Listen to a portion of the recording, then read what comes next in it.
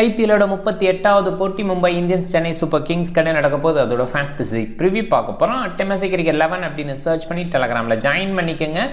Vision 11 சூப்பராக இருக்குது. New fantasy point சிஸ்டத்தில் கஷ்டம் அப்படின்னு நினைக்கிறவங்க விஷன் 11 பயன்படுத்திங்க. ஸ்கில் பேஸ்டாக வின் பண்ணுறதுக்கு ரொம்பவே சூப்பரான ஆப்பு. லக் பேஸில் சில பாயிண்ட் சிஸ்டம் பெட்டராக இல்லை. ரீசன் பாயிண்ட் சிஸ்டம் நிறைய ஆப்ஸில் இருக்குது, அது கஷ்டமாக இருக்குது. பட் ஓல்டு பாயிண்ட் சிஸ்டத்தில் ஸ்கில் டெஸ்ட் இருக்குது. அங்கே நம்ம விளையாண்டோம்னா நிறைய இன்கம் எடுக்க முடியும். அதில் 7+4 கான்செப்ட் 10+1 கான்செப்ட் ரெண்டுமே இருக்குது. கண்டிப்பாக பயன்படுத்தி விளையாடுங்க. விஷன் 11 இன்ஸ்டால் பண்ணலைன்னா டிஸ்கிரிப்ஷனில் லிங்க் இருக்குது, கிளிக் பண்ணி இன்ஸ்டால் பண்ணி என்னோடய ரெஃபரல் கூட பயன்படுத்த மறக்காதீங்க. வான்கடே ஸ்டேடியம் மும்பையில் தான் இந்த போட்டி. மழைக்கான வாய்ப்பில்லை. ஏப்ரல் 27:30 PM மேட்ச் ஸ்டார்ட் ஆகுது. ஈவினிங் ஸ்டார்ட் இருந்து எப்பயுமே கொஞ்சம் ஸ்விங் கொடுக்குற கண்டிஷனாக இருந்திருக்கு. ரெட் சாயிலாக கொடுக்கறதுக்கான வாய்ப்பு. ரெட் சாயில் தான் நிறைய நேரங்களில் வான்கடையில் குறிப்பாக சென்னை சூப்பர் கிங்ஸ்க்கு எகென்ஸ்டாக அதை பயன்படுத்த வாய்ப்பு. 48 போட்டி ரீசெண்டாக 2021 அதில் 29 சேசிங் ப்ரிஃபரபிள். ஜென்ரலி 176 பேட் ஃபஸ்ட்டுக்கான ஆவரேஜ். இங்கே பேட் ஃபஸ்ட் பண்ணும்போது 6 விக்கெட் ஆவரேஜாக, சேஸ் பண்ணும்போது 5 விக்கெட் ஆவரேஜாக. மும்பை இந்தியன்ஸ் 234க்கு 5 அப்படிங்கிற ஹை ஸ்கோரை ரீசெண்டாக பதிவு பண்ணாங்க. And Chennai super kings low ஸ்கோரான 97க்கு 10 அப்படின்னு லோவாக இருக்காங்க. ஓவராலாக ஆர்சிபி தான் ஹை ஸ்கோர் அண்ட் ஓவராலாக கேகேஆர் தான் லோ ஸ்கோரு. 150 பிலோவா 10 டைம், 190 அபோவா 19 time and middle score 19 time அப்படின்னு இருந்திருக்கு. அண்ட் ஹை எண்டில் ஸ்கோர் வரதுக்கு வாய்ப்பு அப்படின்னு சொல்லலாம். ஏர்லியாக ஃபஸ்ட்டு 6 ஓவர்ஸில் விக்கெட்ஸ் நிறைய விடாமல் இருந்தால் 1 விக்கெட் 2 விக்கெட் அப்படிங்கிற அந்த ஒரு விஷயம் கூட பேக் எண்டில் இருக்கிற பேட்ஸ்மேன்ஸை ஹெவியாக புஷ் பண்ண வைக்கும், நிறைய ரன்ஸ் அடிக்க வைக்கும். அதை நிறைய டைம் நம்ம பார்த்துருக்கோம். ட்ரையராக கொடுக்குறாங்களா அப்படின்னு பார்க்கணும். மேக்ஸிமம் பெல்டராக கொடுக்கறதுக்கான வாய்ப்பு. ஏன்னா சிஎஸ்கேயில் இருக்கிற பிளேயர்ஸ் ஹிட்டிங் பேஸில் இல்லை. மும்பை அதை பயன்படுத்த பார்ப்பாங்க. இன்றைக்கி ஹை ஸ்கோரிங் எண்டில் மேட்ச் இருக்க வாய்ப்பு. அது சிஎஸ்கே பேட் பண்ணால் கூட 170 180 மினிமம் அடிப்பாங்க. எம்ஐ ஒரு வேளை பேட் ஃபஸ்ட்டு பண்ணாங்கன்னா ஹை ஸ்கோரான 190 200 அப்படின்ற ரேஞ்சில் ஸ்கோரத்தோட வாய்ப்பு. எம்ஐயோட ஹோம் அட்வான்டேஜ் நிறைய இருந்திருக்கு. 88 போட்டியில் 54 ஜெயிச்சிருக்காங்க, 34 லாஸ் ஆகிருக்காங்க. அதில் பேட் ஃபஸ்ட்டில் 25 வெற்றி, சேசிங்கில் 29 வெற்றி. ஓரளவுக்கு இவங்க பேட் ஃபஸ்ட் இருக்கும்போது ஜெயிச்சிருக்காங்க, ஹோம் அட்வான்டேஜ் எடுத்திருக்காங்க. 170 பேட் ஃபஸ்ட்டுக்கான ஆவரேஜ், 162 சேசிங்கான ஆவரேஜ். பேட் ஃபஸ்ட் பண்ணும்போது சேஸ் பண்ணும்போது ஆவரேஜ் 5 விக்கெட் விட்டுருக்காங்க. 214 வரைக்கும் சேஸ் பண்ணியிருக்காங்க. சிஎஸ்கே இங்கே விளையாண்டதில் 13-12 கண்டிப்பாக நல்லா விளையாண்டுருக்காங்க அப்படின்னு சொன்னோம். அவே கிரவுண்டில் இந்த நம்பர் நல்ல நம்பர். அதில் சேஸ் பண்ணும்போது நிறைய சக்ஸஸ் பண்ணியிருக்காங்க.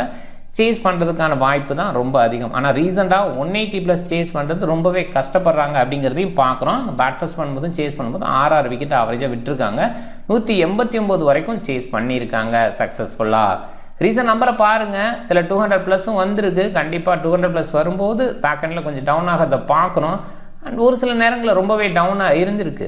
ஏர்லியாக விக்கெட்ஸ் அப்படிங்கிறது விழுந்ததுன்னா டோட்டலாகவே டவுன் ஆகி பார்க்குறோம். அது கேகேஆர் மேட்ச் இந்த சீசன்லேயே நம்ம பார்த்தோம். அண்ட் அதே மாதிரி ஆர்ஆர் இதுக்கு முன்னாடி மும்பைக்கு எகென்ஸ்டாக ஒரு விஷயம் 125க்கு 9 வரைக்கும் விக்கெட் விட்டாங்க.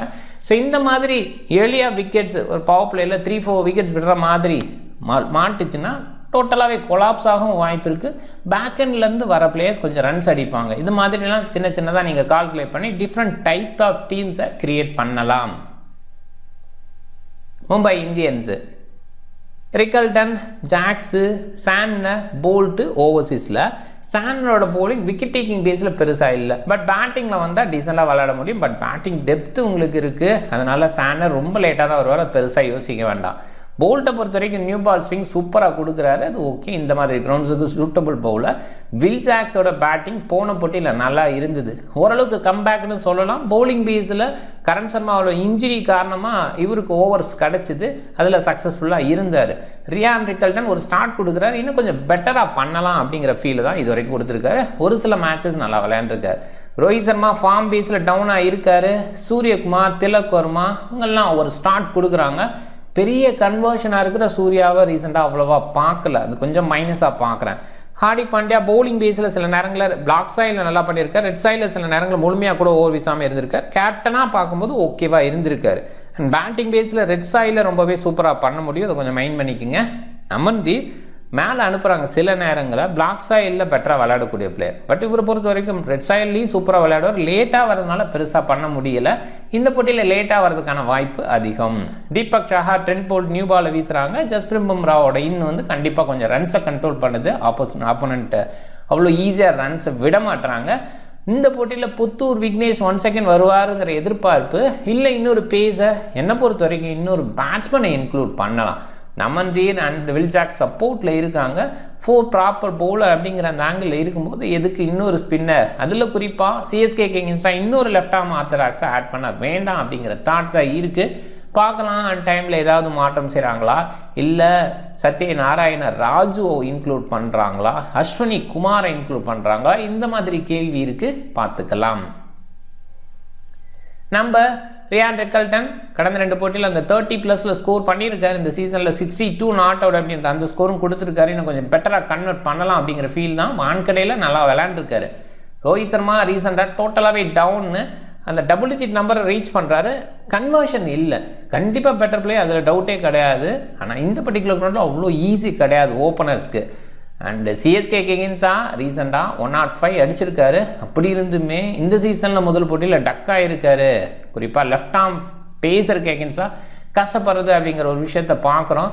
அண்ட் ரீசெண்டாக வான்கடையில் ஒரு சில இன்னிங்ஸ் ஓகேவாக இருந்தால் கூட கண்டிப்பாக நிறைய நேரங்களில் சக்ஸஸ்ஃபுல்லாக இல்லை. வில்ஜாக்ஸோட பேட்டிங் போன போட்டியில் தான் ஓகேவாக இருந்தது. அந்தளவுக்கு கிரேட்டாக ஃபீல் பண்ண வைக்கல. இவன் சொல்ல போனால் அந்த ஸ்ட்ரைக் ரேட் லெவல்லையுமே பெஸ்ட்டாக இல்லை. சூர்யாவோட நம்பர் அந்த 20+ இருக்கார். இன்னுமே பெட்டராக விளையாடக்கூடிய பிளேயர், அதில் எந்த டவுட்டுமே கிடையாது. அதில் வந்து மாற்றம் ஆகுமான்னு பார்க்கணும். திலக் வர்மா டீசெண்டாக விளையாண்டுருக்கா. ஒரு இடத்துல ரிட்டையர் ஹர்ட் அப்படின்றது ஆனதுக்கப்புறம் ரொம்ப ஹர்ட் ஆகிட்டார். ஸோ ரிட்டையர் அவுட் ஆனதுக்கப்புறம் ரொம்ப ஹர்ட் ஆகிட்டார். ஸோ எனிவே இப்போ பர்ஃபார்மன்ஸ் நல்லா இருக்குது. ஸ்ட்ரைக் ரேட்லேயும் இம்ப்ரூவ் பண்ணி ஷோ பண்ணிகிட்ருக்காரு. மும்பையில் நல்லாவே விளையாண்டுருக்கார் கடந்த 3 போட்டியில். ஹார்திக் பாண்டியா ஆப்வியஸாக ஓகே, பெஸ்ட்டுன்னு சொல்ல முடியல. டெஃபினட்டாக ரெட் சாயில் இருந்தால் பெட்டர் பேட்டிங் கொடுக்க முடியும், பிளாக் சாயில் இருந்தால் பெட்டர் பவுலிங் கொடுக்க முடியும். அது வகையில் ஓவரால் பேக்கேஜாக பார்க்கலாம். ஹார்டிக்கை நமன்தீர் சில நேரங்களில் ப்ரொமோட் பண்ணுறாங்க. ப்ரொமோட் பண்ணும்போது பயங்கர சக்ஸஸ் இருந்திருக்கு. மிச்சர் சாண்டரோட பேட்டிங் ஓரளவுக்கு ஓகே, பட் ரொம்ப லேட் ஆகணும்ல, பெருசாக யோசிக்க வேண்டாம் பேட்டிங் பீஸில்.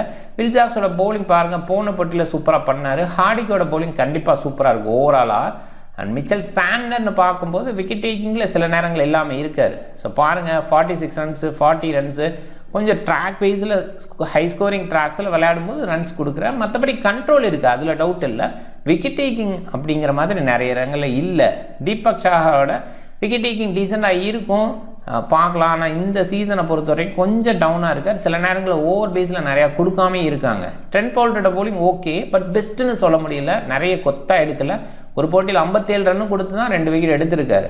ஜஸ்பிரீத் பும்ராவோட விக்கெட் டேக்கிங் ஓகே, பெஸ்ட்டுன்னு இன்னும் வரல. ஸோ முதல் போட்டியில் விக்கெட் எடுக்கல. அவர் விளையாண்ட முதல் போட்டி ஆரம்ப போட்டியில் விளையாடல. கடந்த 3 போட்டியில் தான் விளையாண்டுட்டு இருக்காரு. அதில் 29 ரன்னு 44 ரன்னு 21 ரன் அப்படின்னு கொடுத்துருக்காரு. 2 விக்கெட் மொத்தமாக எடுத்திருக்காரு.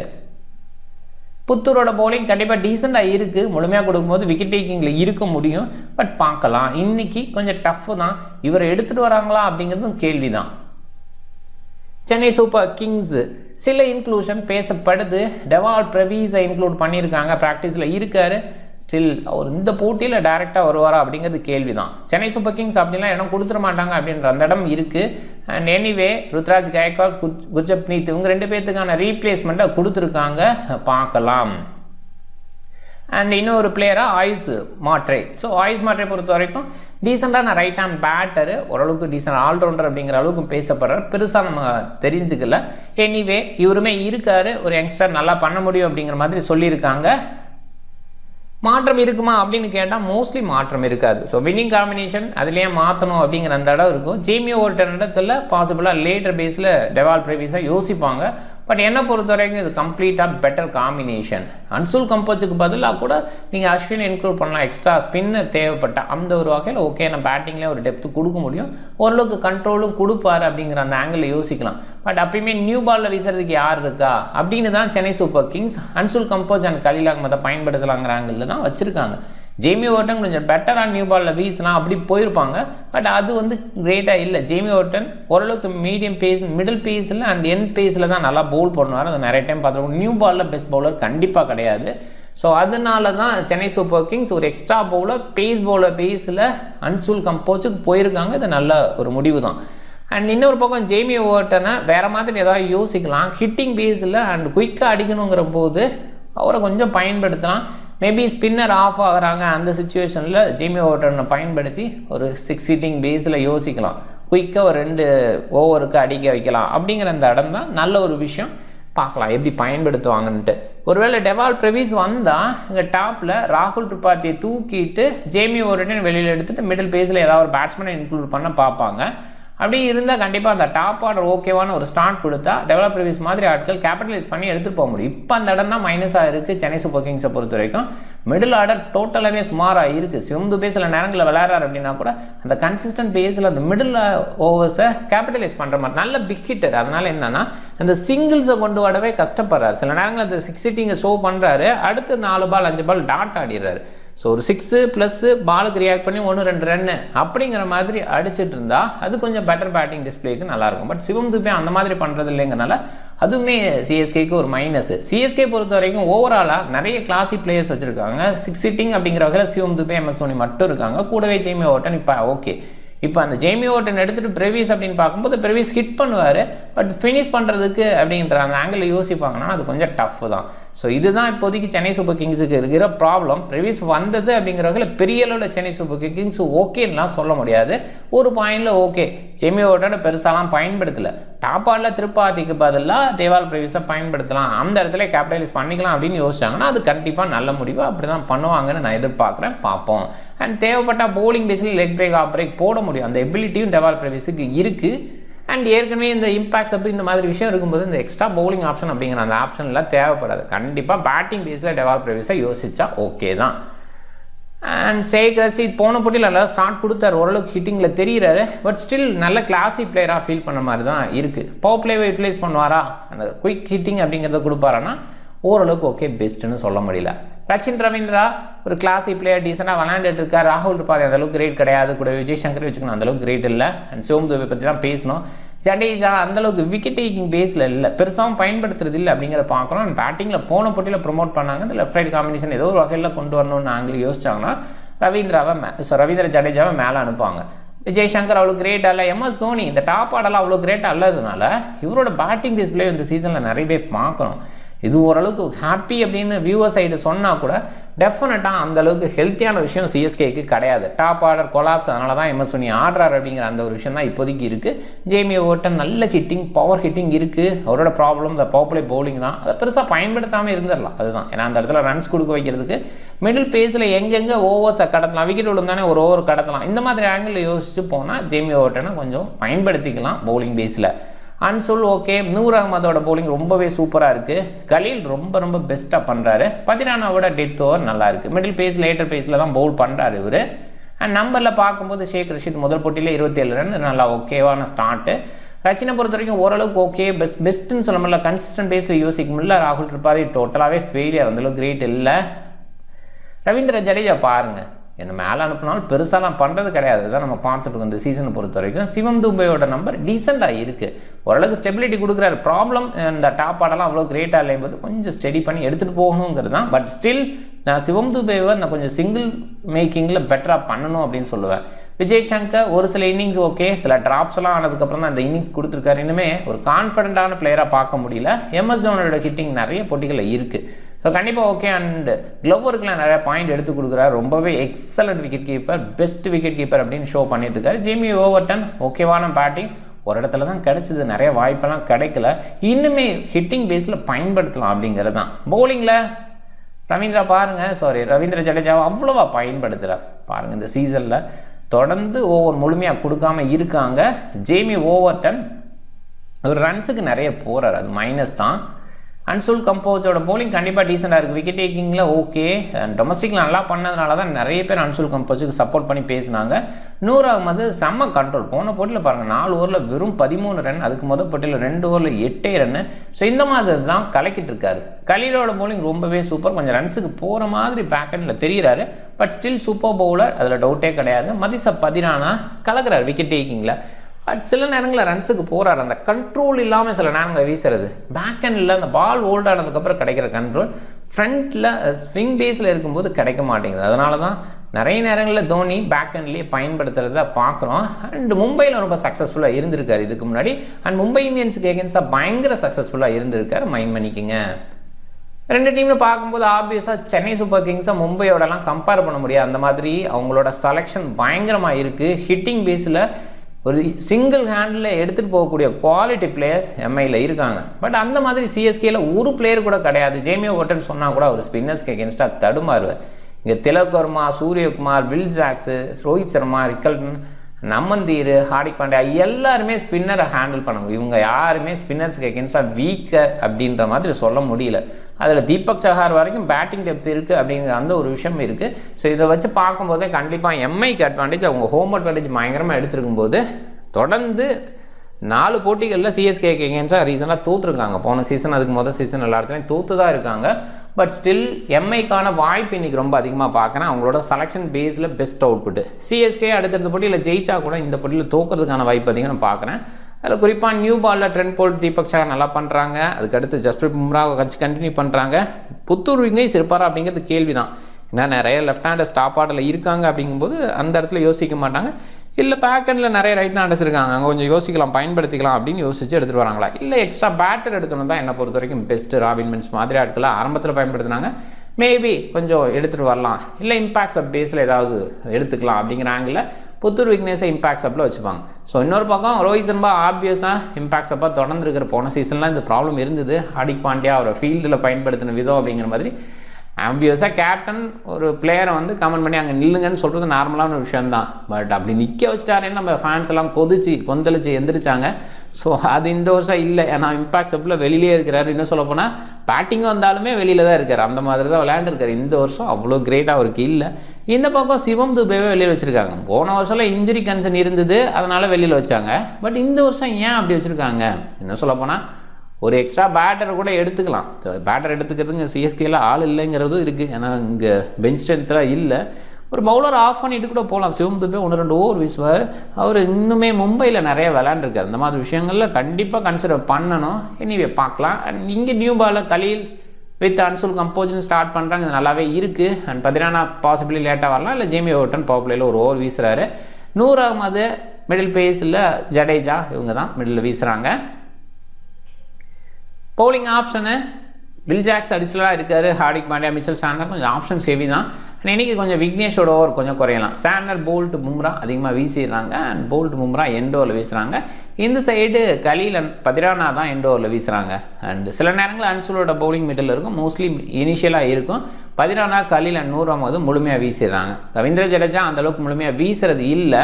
அண்ட் பேட்டிங்கில் சில நேரங்களில் லெஃப்ட் ஹேண்டர் அப்படிங்கிற ப்ரொமோஷன் இருக்குது. அண்ட் 2 டீம் கடையில் ஹெட்டு எம்ஐ பயங்கரமாக விளையாண்டுருக்காங்க. சிஎஸ்கே ஓரளவுக்கு ஓகே. கண்டிப்பாக 20-18 ரீசன்ட் கம்பேக்கு அந்த நம்பர் இம்ப்ரூவ் பண்ணி காமிக்குது அப்படின்னு சொல்லலாம். எம்ஐ ரொம்ப டாமினேட் பண்ணியிருக்காங்க சிஎஸ்கேக்கு எகென்ஸ்டாக. பட் ஸ்டில் ரீசெண்டாக சிஎஸ்கே நல்லா பண்ணியிருக்காங்க.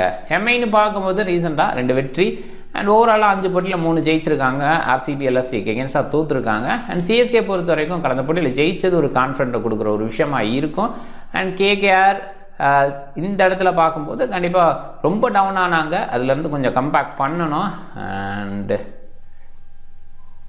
எம்ஐ சிஎஸ்கே ரீசெண்டாக பாருங்கள், கடந்த 4 போட்டியில் ஜெயிச்சிருக்காங்கன்னு சொல்ல போனால், கடந்த 6 போட்டி சொல்ல போனால் 7 போட்டியில் 6 போட்டி ஜெயிச்சிருக்காங்க. ஒரே ஒரு போட்டியில் தான் எம்ஐ ஜெயிச்சிருக்காங்க. ஸோ இதனால தான் எம்ஐ சிஎஸ்கே கொஞ்சம் அந்த டேலி ரொம்ப பெரிய டிஃப்ரென்ஸ் இருந்ததை குறைச்சிருக்கு அப்படின்னு சொல்லலாம். அண்ட் இன்றைக்கி எம்ஐ ஜெயிக்கிறதுக்கான வாய்ப்பு தான் அதிகம். அண்ட் டீம் ஷீட் ரொம்பவே ஹெவியாக இருக்குது.